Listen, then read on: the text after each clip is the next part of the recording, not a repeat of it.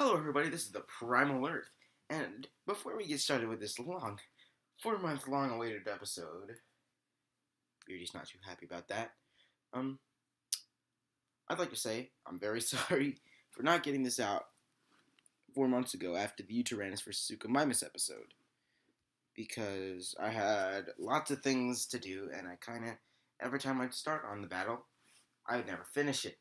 But this time I have finished it, and now I'm recording it. So, just wanted to get that out of the way. Also, those Dino, damage point things, they mean literally nothing. I realized that, so I scrapped that whole idea. No Dino point system this time. So let's begin. Dino Battles, Season 2, Episode 5. Utahraptor versus Megaraptor. Begin. Utahraptor was a genus of large-sized dromaeosaurid from Utah. Oh boy, who could have guessed that?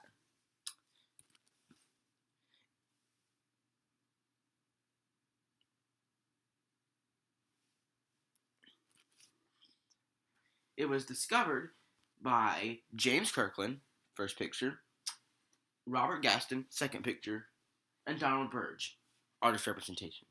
In 1993, only a few months after a certain movie came out. Now, just going to put this out there, it's completely off script, but for those of you who say, ha, dinosaurs are fake, because when Jurassic Park came out, they found a dinosaur that was in Jurassic Park. Ha! Well, no, they actually found pieces of Utahraptor in 1973, but had no way to identify it until 1993 when they actually found the rest of the skeleton. So, just putting that out there. Since its discovery, it's been featured in many toys and video games, such as Jurassic Park Builder and its sequel game Jurassic World, the game, and the game The Isle. It has also been featured in so many shows and documentaries, it would be impossible for me to name them all here. So, here's 6 of them. 1. Land Before Time. 2. Dinosaur Revolution. 3.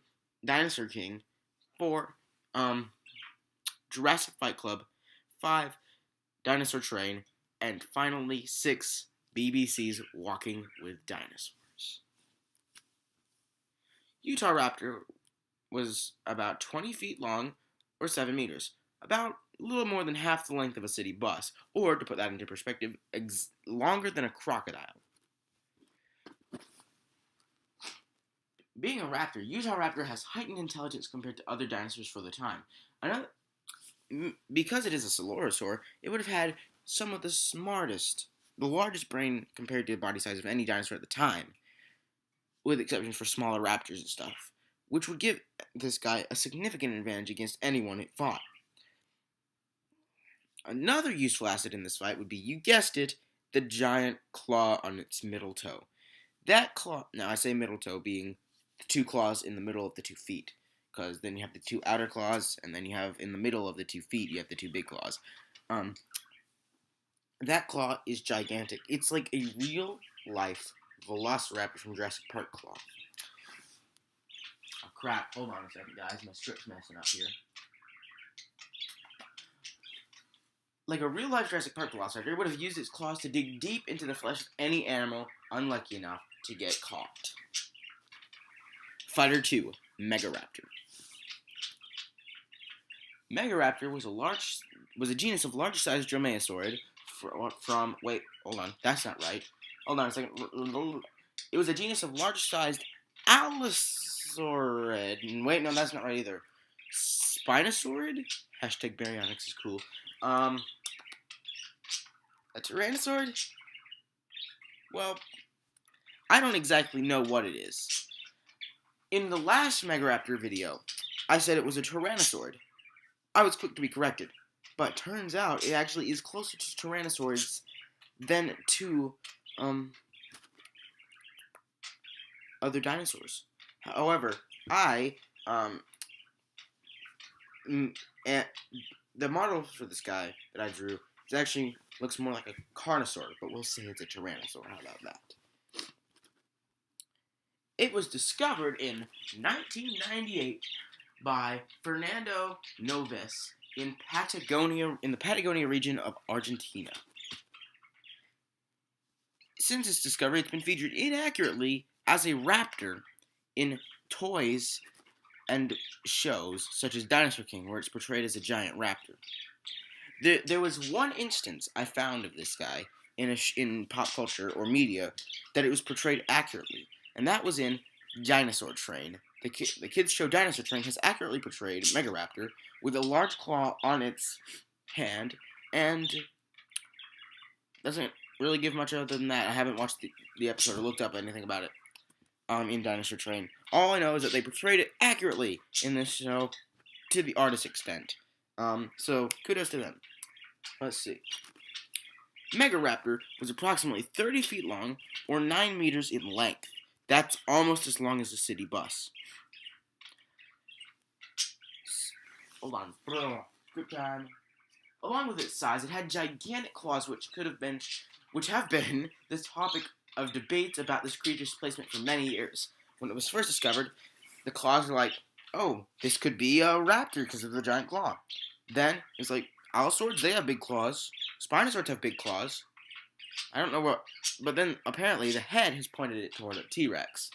So, it isn't T-Rex. It's a genus of Tyrannosauridae, or it's definitely a Coelurosaur or a Carnosaur. Probably not a Megalosaur. Another useful asset would be these gigantic claws, because anything that got unlucky enough to be in the way of that swing could most likely be stabbed to death. This claw is about a lot larger than Utahraptor's claw. That's why we called it Megaraptor, because it was so freaking big. Let the battle begin.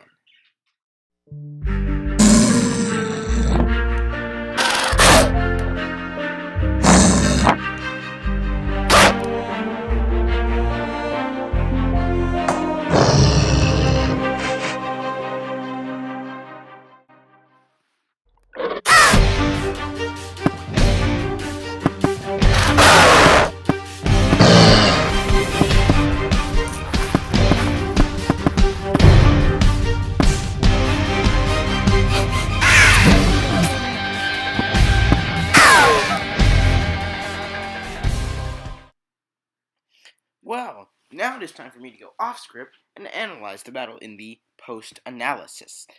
Now, first things first.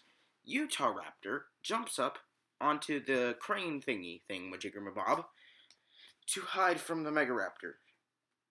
But there's one disadvantage I didn't mention about feathers. They can be tracked easily, and you can know that something was there if there's a feather. I know, because I live with two dinosaurs that put feathers all over the place. Isn't that right, Einstein and Hawking? Beardy's cool. He doesn't leave feathers anywhere. But anyway, if a raptor was to lose one of its feathers, that feather could be tracked to where the raptor came from through scent molecules and basically common sense. The raptor hit its tail on the bar, and a feather fell off and landed on the Megaraptor's head. Hold on, is this recording?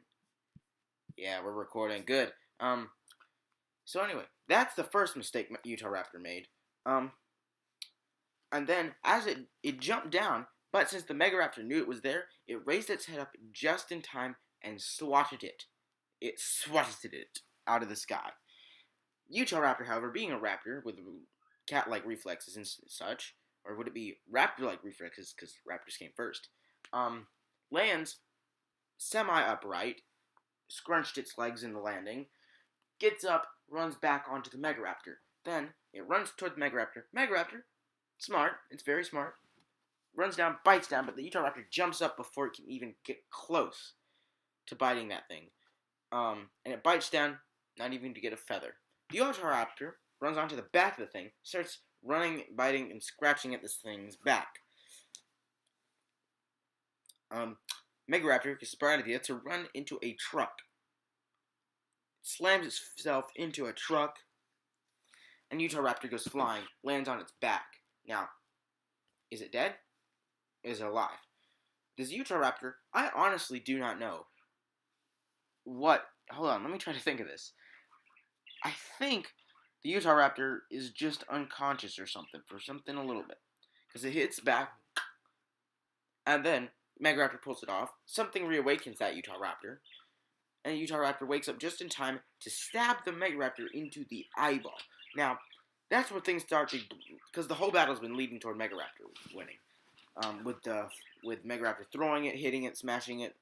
But Utahraptor gets the upper advantage at this one point where it actually stabs its claw into the neck of the Megaraptor.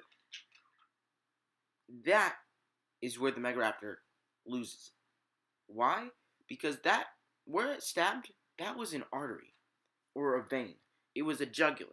I'm not really keen with anatomy. I just know that the jugular is a large vein or artery. I know there's the jugular vein. I know that for sure. But if you were to pierce these veins or arteries, massive blood loss would ensue. And if I'm correct, I think the aorta or pulmonary artery or whatever are the only bigger ones. Don't take my word on anatomy. I'm not good with anatomy. All I know is that there's an artery or vein in the neck that if you stab it, you bleed out and die. So, that's what happened. The Utahraptor stabbed it in the neck. Megaraptor bled out and died.